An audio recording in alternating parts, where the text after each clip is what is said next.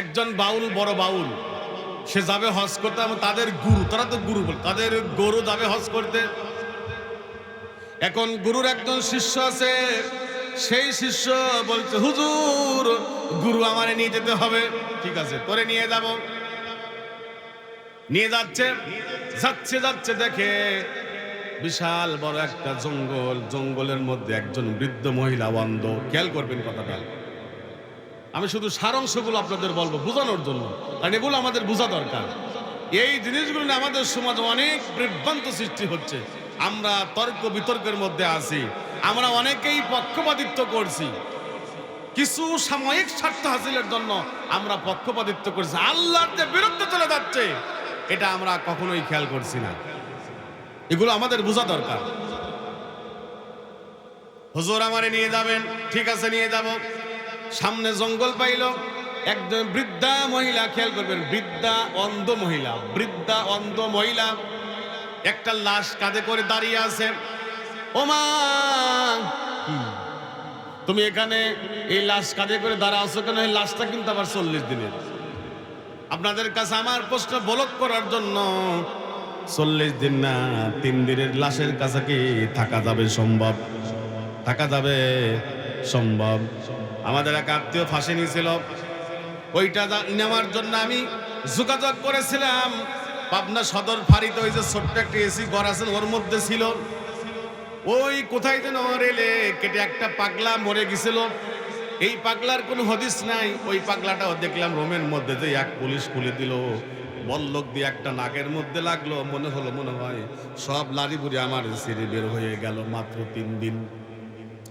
এত গন্ধ! এই বাউল্লা যখন কথা বলে কেউ প্রশ্ন করে না, আমাদের প্রশ্ন করা দরকার। 1 মাস পচা লাশ নিয়ে কাঁধে নিয়ে দাঁড়িয়ে আছে, তারপরে বৃদ্ধা অন্ধ মহিলা। আচ্ছা বলুন তো দেখি, কোন বৃদ্ধার কি কোন লাশ কাঁধে করে দাঁড়া থাকা সম্ভব? তারপরে অন্ধ, তারপরেও 30 দিন একেবারে পয়সি দুর্গন্ধ হয়ে ফেটে গেছে। ঠিক আছে, মনে করেন দাঁড়াই আছে, মেনে নিলাম। এই তোমার এই অবস্থা কেন? বলে বাবা রে বাবা, আরে বাবা, বাবা, আমার একটা ছেলে ছিল রে বাবা। ওই ছেলে আমারে গরু লালন পালন করে আমারে দুধ খাওয়াইতো বাবা। ও বাবা, যখন ওই ছেলেটা মারা যায়, নাতিটা রেখে যায়। ওই ছেলের স্থলাভিষিক্তই নাতি হয়। বাবার এই নাতিটা আমার মারা গেছে, আমার আয় রোজগারের কেউ নাই, আমার খাওয়ানোর মতো কেউ নাই রে বাবা। এই জন্য আমি দাঁড়িয়ে দাঁড়িয়ে এখানে আছি, তাই না? তখন এই যে গুরু সাহেব বলে, কুম বিইজনি, কুম বিইজনি, আমার হুকুমে জীবন লাভ কর। অমনি নাকি এই বাচ্চা লাভ দিয়ে দাঁড়ায় গেল। সুবহানাল্লাহ, নাউজুবিল্লাহ। আমি একটু আপনাদের প্রমাণ দিই কোরআন থেকে। আল্লাহ তাআলা এই যোগ্যতা দিয়েছেন হযরত ঈসা আলাইহিস সালামকে। ঈসা আলাইহিস সালামকে আল্লাহ তাআলা কোরআনুল কারীমে বলেছেন, ওয়া রাসূলান ইলা বানি ইসরাঈল। বানি ইসরাঈলের জন্য আল্লাহ তাআলা ঈসা আলাইহিস সালামকে মনোনীত করলেন। আন্নী কদ জিতুকুম বিআয়াতিন মির রাব্বিকুম। ও বনি ইসরাঈলরা শোনো, এখানে আয়া মানে নিদর্শন। আন্নী কদ জিতুকুম বিআয়াতিন মির রাব্বিকুম, আমি আমার রবের পক্ষ থেকে কিছু নিদর্শন নিয়ে এসেছি। আন্নী আখলুকু লাকুম মিনাত তিন কাহায়াতিত তাইর। তিন মানে এখানে মাটি। আমি মাটি দিয়া ঈসা আলাইহিস সালামকে আল্লাহ তাআলা এই মুজিজা, এই নিদর্শন দিয়ে দিয়েছেন। তুমি দুনিয়াতে যাবা, এইটা করবা, এইটা মানুষদেরকে দেখাবা। তাহলে এটা ঈসা আলাইহিস সালাম নিজে বলছেন, কোরআনুল কারীমে তার প্রমাণ আছে। কাহায়াতিত তাইর, তাইরুন মানে পাখি। এই মাটি দিয়া আমি একটা পাখির স্ট্রাকচার বানাবো, যে আমাদের বাচ্চা কাচ্চা মাটিতে যেমন পুতুল বানাই, পাখি বানাই, এটা ওটা বানাই, ওই রকম বানাবো। যখন এই মাটির উপর আমি আল্লাহর নাম নিয়ে ফুৎকার মেরে দেব, আমার আল্লাহ তাআলা কোরআনুল কারীমেই বলেছেন, তখন উড়ন্ত পাখিতে এই মাটিটা পরিণত হয়ে যাবে। পড়ুন আল্লাহু আকবার। ওখানে ঈসা আলাইহিস সালাম বলছে, কুম বিইজনিল্লাহ। কুম বিইজনি বলে নাই আমার হুকুমে জীবন লাভ কর, তিনি বলেছেন কুম বিইজনিল্লাহ, আল্লাহর হুকুমে জীবন লাভ কর। অমনি মনে করেন যে কবরের কাছে গিয়ে বলছে কুম বিইজনিল্লাহ, আল্লাহর হুকুমে জীবন লাভ কর, অমনি জীবন লাভ করেছে। মাটির মধ্যে আল্লাহর নাম নিয়ে ফু দিছে, অমনি পাখি উড়ন্ত পাখিতে পরিণত হয়ে গেছে। এই যে বাচ্চাটা ওই এলাকায় ছিল এক বাচ্চা, এই বাচ্চা টের পাইলো এই কাজ করলো কে রে? হুজুর আমি। কি বলছিস? কুম বিইজনি বলছি। এই কুম বিইজনি বলার জন্য তোরে ফাঁসি দিব। মানে ওই এলাকায় যে বাচ্চা ছিল সে ছিল আল্লাহ ভীরু, খুদা ভীরু, ভালো মানুষ। যখন সারা এলাকায় শোরগোল পড়ে গেছে, অমোক গুরু বলছে যে কুম বিইজনি আমার হুকুমে জীবন লাভ কর। 40 দিনের মরা পচা লাশ দাঁড়িয়ে গেছে লাভ দিয়ে। এখন ওই বইয়ের মধ্যে আছে এবং ওই দেখবেন আপনারা ইউটিউবে আছে। ওই দাদি বলছে, ও ভাই কি তোমার কে জীবন দিল? কয় দাদি এই জীবন দিল। দেখায় কি আজগবি কথা আমাদের খাওয়াইছে। এই যে বাউল বন্ধুরা আমার, এখানে একটু কথা বলে রাখি, খুবই বিবেক দিয়ে বোঝা দরকার আমাদের। ইস্ট ইন্ডিয়ার ইতিহাসটা আপনারা পড়ে দেখবেন কিভাবে এই ইংরেজরা ভারতবর্ষে আসলো, কিভাবে খণ্ড বিখণ্ড করলো। এই কোম্পানির মাধ্যমে ভারতবর্ষ এখানে আসলো, দেখলো মুসলমানদের কিভাবে বিভ্রান্ত করা যায়। ওরা প্রথমে চিন্তা ভাবনা করলো আমরা একটা হাসপাতাল করব জায়গায় জায়গায়, ওই হাসপাতালে আমরা চিকিৎসা দিব, চিকিৎসার ফাঁকে ফাঁকে আমরা লিফলেট ছোট ছোট বই পুস্তক বিলি করব, বিতরণ করব।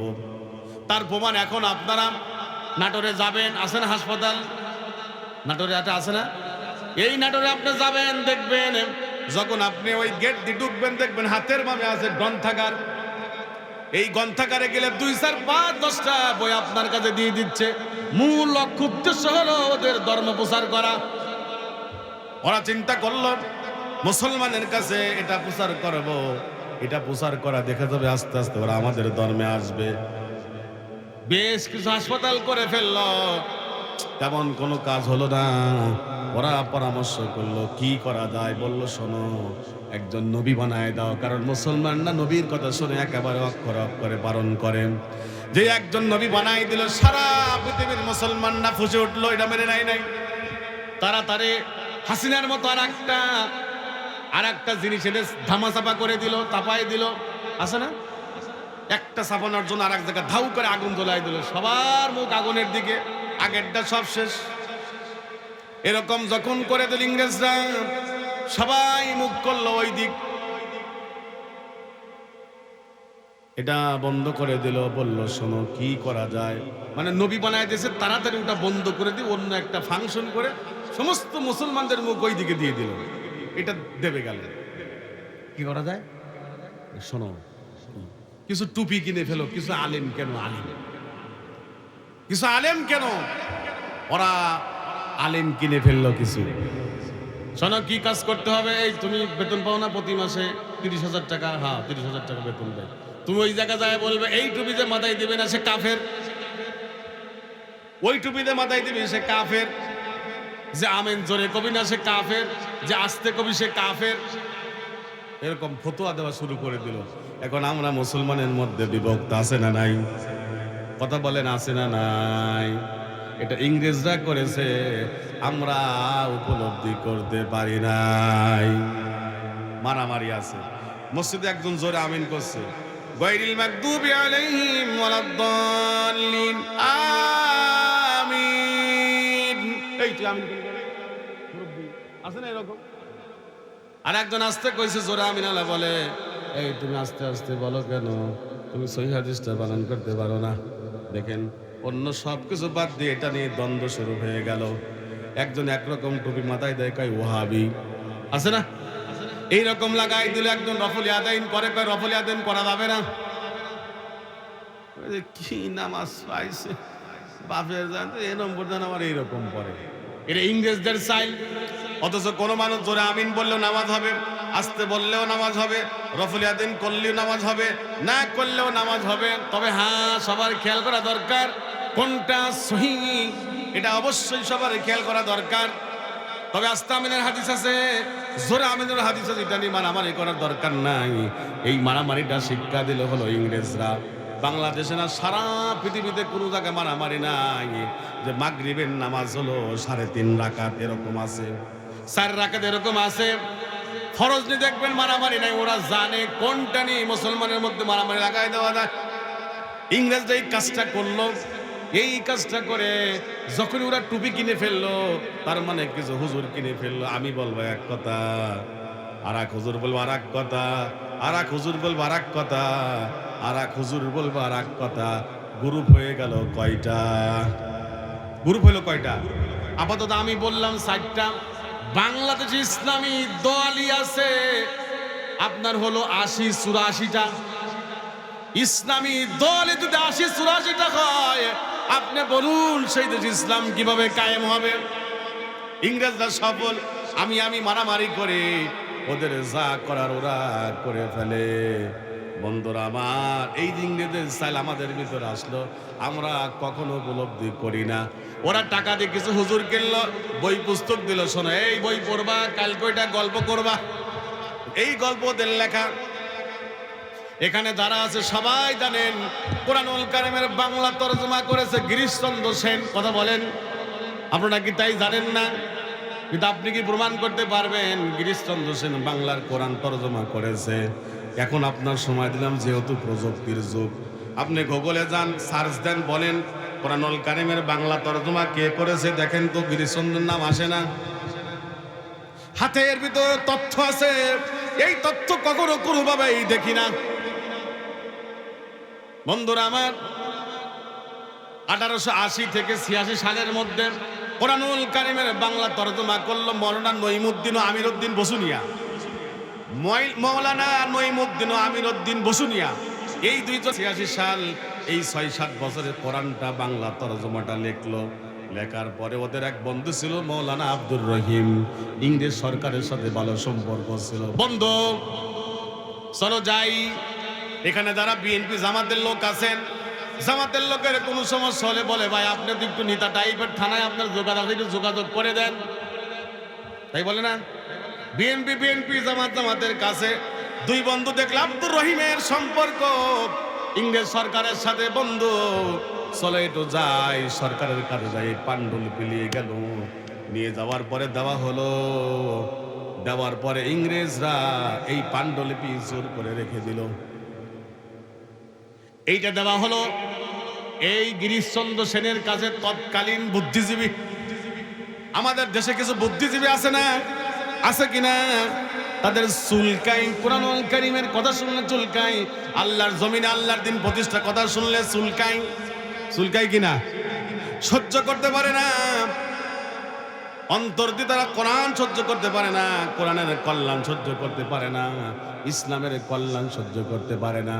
ওখানে মুসলমানরা মার খায়, ফাইন তো ভালো মার খাচ্ছে, কিন্তু যখন মুসলমানরা মার খাওয়ার পরে যখন আঘাত করে, মানে প্রতিহত করার চেষ্টা করে, তখন বলে জঙ্গি জঙ্গি, তখন জঙ্গির গন্ধ পায়।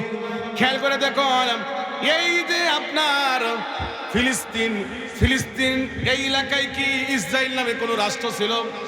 আপনি জান না? আপনি আগেকার পৃথিবীর মানচিত্রে জান না? দেখেন না 1946 সালে আপনি দেখেন আছে কি না? নাই। ওরা আসলো, ওদেরকে আশ্রয় দিল, ওরা জোর করে বসে গেল। এখন আমার বাড়িতে আমি আপনারে থাকতে দিলাম, মনে করেন আজকে আমি মনিরপুর থেকে যাইতে পারলাম না, আমার আতাইকুলা কোন একজন ব্যক্তি আমারে থাকতে দিলেন।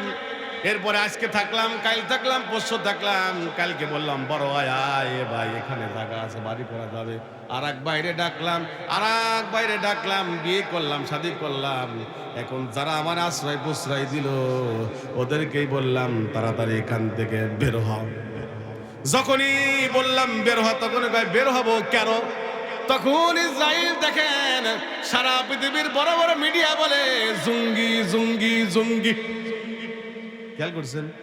কিন্তু হাজার হাজার মুসলমান মানে এটা কিন্তু মিডিয়ায় আসে না। ওই সকল বুদ্ধিজীবী, গিরিশচন্দ্র সেনের মতো বুদ্ধিজীবীদের ভালো লাগে, মজা লাগে, খুব আরাম লাগে। কাশ্মীরে মুসলমানরা মার খায়, কোনো কথা শোনেন? সিনিয়র উইগুরের মুসলমানরা প্রতিদিন প্রতি মুহূর্তে নির্যাতিত হচ্ছে, জানেন? খবর জানেন, শোনেন? কারণ আজকে খবর তো ইসরায়েলের হাতে। ওরা নিয়ন্ত্রণ করছে মোবাইলের মধ্যে এমন কিছু সফটওয়্যার ইনস্টল করে দিছে, কোনো ব্যক্তি যদি মোবাইল ব্যবহার করে, আমি শহীদুল ইসলাম বাংলাদেশের কোন টাওয়ারের আওতায় আছি, 1 মিনিট সময় লাগবে এটা বের করতে। আজকে আমার মা বোনেরা মার খায়, নির্যাতিত হয়। একদিনও কি আপনারা বিশ্ব মিডিয়াতে দেখেছেন যে এই উইগুরের মুসলমানদেরকে মারা হচ্ছে, হত্যা করা হচ্ছে? চীনের উইগুর, একটু গুগল সার্চ দিয়ে দেখেন। শুধু ওই আপনার ইউটিউব আর টিকটকে সময় দিয়ে সময়গুলো নষ্ট করেন না, দেখেন একটু। বন্ধুরা আমার, বিষয়গুলো লক্ষ্য করা দরকার। কোন জায়গায় ইংরেজ আমাদের মার দিয়ে দিছে, এরপর আপনার কাশ্মীর মার খায়, খবর নাই। এরপর আপনার ফিলিস্তিন মার খায়, খবর নাই। দেখবেন ফিলিস্তিন, ইসরায়েল বলে ঠিক আছে আপাতত একটু যুদ্ধবিরতি দিলাম, যে ওগরগুলো ছেড়ে দেয় সাথে সাথে দেখবেন মুহুর মুহুর গুলি করে একেবারে 2-4 হাজার মেরে দেয়। মানে সবাই তো সরে সিটে আছে, বিভিন্ন জায়গায় পালায় আছে। যেই বিরতি দেয় ভাই বোন সব যেগুলো পিছিয়ে আছে একত্র হয়। ওদের 10 জন মারার জন্য 100 গুলি ব্যবহার করা লাগতো, এখন 100 জন মারার জন্য 10টা গুলি ব্যবহার করলেই যথেষ্ট। দেখবেন মিডিয়াতে আসে না, মিডিয়া তো আমার হাতে, ওই ইংরেজরাই এই মিডিয়া যে হারাম হারাম হারাম হারাম হারাম হারাম এই সফটওয়্যার বলে বলে আমাদের অন্তরের মধ্যে একেবারে ইনস্টল করে দিছে। মায়ের কোন জায়গা দিছে বন্ধুরা আমার, আমরা কিন্তু এগুলো উপলব্ধি করতে পারি না। একজন আলেম আমাকে বলছে, আমার একজন ল্যাপটপ দিছে, ল্যাপটপ যখন চালু করলাম একজন নারীর ছবি আসলো। ছবি আসার পরে আমি ওই ল্যাপটপটা এমন ভাবে ভাঙা ভাঙলাম, উনি কি ভালো কাজ করছে? আরে ভাই, ল্যাপটপের তো দোষ না, মোবাইলের দোষ না। এই যে আপনি মোবাইলে যে সফটওয়্যার ব্যবহার করেন, বিশেষ বিশেষ কিছু অ্যাপস ব্যবহার করলে দেখা যায় উলঙ্গ বেহায়াপনা ছবি আসে। এটাকে আপনার হাতে এমন ভাবে দিয়ে রাখে, সরানো যায়, স্কিপ করা যায় না। 30 সেকেন্ড, 10 সেকেন্ড, 15 সেকেন্ড পর আপনি স্কিপ করতে পারবেন। এই 15 সেকেন্ড আপনার দেখতেই হবে। এটা কি নিয়ন্ত্রণ মুসলমানের হাতে আছে? আছে কি নাকি ইসরায়েলের হাতে? এই যে দেখুন, ওরা যে সকল আলেমদেরকে কিনলো, আলেমদেরকে কিনে কিনে বললো শোনো, প্রযুক্তি কিন্তু হারাম হারাম হারাম। এই পানি পড়া খাওয়া খাওয়া সফটওয়্যারটা ইনস্টল করে দিছে, হারাম হারাম হারাম।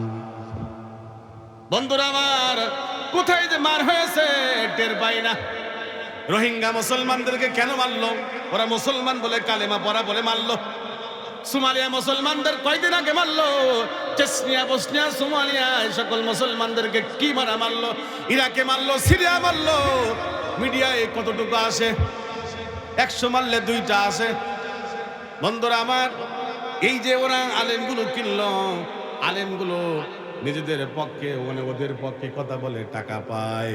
বাংলাদেশেও দেখবেন বিভিন্ন শ্রেণীর আলেম আছে, এক শ্রেণীর আলেমরা ওদের সুরে কথা বলে, ওদেরকে দিয়ে এই গীতগুলো গাওয়ালো, এই কথাগুলো, এই গল্পগুলো মানুষের কাছে করালো। বন্ধুরা আমার, ওরা নাকি মরা মানবতা করতে পারে। এই বাউলরা ওদের টাকায় চলে, মোটা অঙ্কের টাকা দেয়। এখনো দেখবেন বাংলাদেশে কাদিয়ানি আছে অনেক। কাদিয়ানিরা কোথায় থেকে বুতার করে দেখেন? লন্ডন থেকে। লন্ডনে কাদিয়ানিদের অফিস আছে। ওরা ওখান থেকে ওদের ধর্ম প্রচার করে, ওরা ওদের লোক বৃদ্ধি করার জন্য। হিজবুত তাওহীদ বের হয়েছিল, দেখুন হাসিনার আমলে হিজবুত তাওহীদ কিন্তু অনেক লোক সংগ্রহ করেছিল। কি সব বিভ্রান্তকর কথা বলেছে আলেম ওলামার ব্যাপারে। নিজের মুখে দাড়ি নাই, নিজে দেখলাম নষ্ট ফষ্টের মধ্যে নারীদের সাথে কি কেলেঙ্কারি। সে হইছে ইমামুজ্জামান। খেয়াল করবেন, ইমামুজ্জামান, জামানের ইমাম, নেতা। এই যে ইন্ডিয়ার পানি পড়া, এরপরে আপনার হলো ইংরেজদের পানি পড়া খেয়ে খেয়ে আমরা কিন্তু এই অবস্থায় চলে এসেছি। আমরা নিজেদের আকল খাটাই না।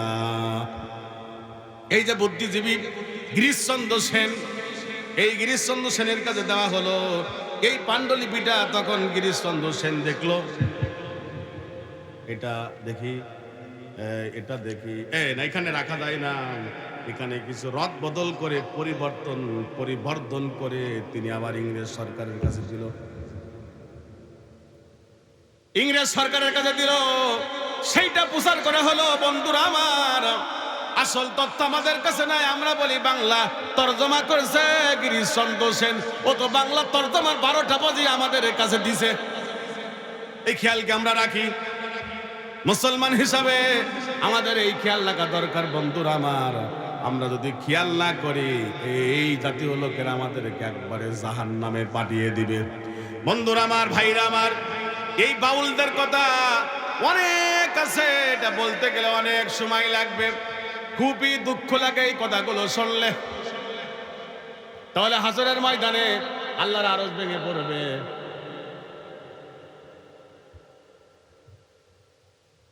তাহলে আল্লাহকে অপমান করলো হাসরের ময়দানে। এদিকে আল্লাহ নাকি জমিন উল্টাই দিলেও নাকি ধরে রাখতে পারে। কয়েকদিন আগে ভূমিকম্প হলো না, 5.2 মাত্রা ভূমিকম্প। ঢাকা সহ বিভিন্ন জায়গা দেখুন কি একটা অবস্থা হয়ে গেল। এই যে গত বছরে খেয়াল করে দেখুন, আপনার হলো তুরস্ক এবং সিরিয়ায় 7 সম্ভবত 5 ভূমিকম্প হওয়ার কারণে কিলোমিটার পরে কিলোমিটার ভেঙে তছনছ হয়ে গেল। বন্ধুরা আমার, ভাইরা আমার, এজন্য আমরা মুসলমানদের কিছু খেয়াল করা দরকার। তালে তালে চললে হবে না। তালে তালে চলতে চলতে আমাদের কিন্তু এই অবস্থা হয়েছে। রিজাল করিম কাউসারের নাম আপনাদের মনে আছে? উল্লাপাড়ার এই হুজুর, উনি ওয়াজের শুরুতে বলতো এই জমিন কার? আল্লাহ। মাটি কার? আল্লাহ। আকাশ কার? আল্লাহর। ইটা কার? সবাই বলতো আল্লাহর। উটা কার? আল্লাহর। উনি ওই তালে তালে বলতো বউ কার? সবাই বলে উঠতো আল্লাহর। তখন কাউসারি সাহেব বলতো এই তালে তালে থেকে মানুষদেরকে দূরে সরানোর জন্য আল্লাহ তাআলা কাউসারিকে দুনিয়াতে পাঠিয়েছে। অতএব খেয়াল করে দেখবেন, আমাদের বেশিরভাগ মানুষের আমরা তালে তালে চলে, আমরা খেয়াল করি না। সবাই খেয়াল করুন, দেখবেন সমস্ত সমস্যাগুলো সমাধান হয়ে যাবে। বন্ধুরা আমার, আমরা যদি এই বাউলের কথা বলতে থাকি অনেক বলা যাবে। ওমিনান নাসি মান ইয়াশতারি লাহওয়াল হাদিস লিয়ুদিল্লা আন সাবিলিল্লাহি বিগাইরি ইলম। তারা আল্লাহ বিসাইর জাহান্নামের মধ্যে যাইতে হবে। এই জন্য সবাই বুদ্ধি খাটাবেন, আকল খাটাবেন। আল্লাহ তাআলা যেন আমাদের সকলকে তৌফিক দান করেন, আমিন। আমারও বলে আমিন। এই জন্য বন্ধুরা আমার, আমাদের সবারই মুমিন হওয়া দরকার। মুমিনদের গুণাবলীর মধ্যে অন্যতম গুণাবলী হলো দান করা। আমার আল্লাহ তাআলা দানকারীদেরকে অনেক পছন্দ করেন, ভালোবাসেন।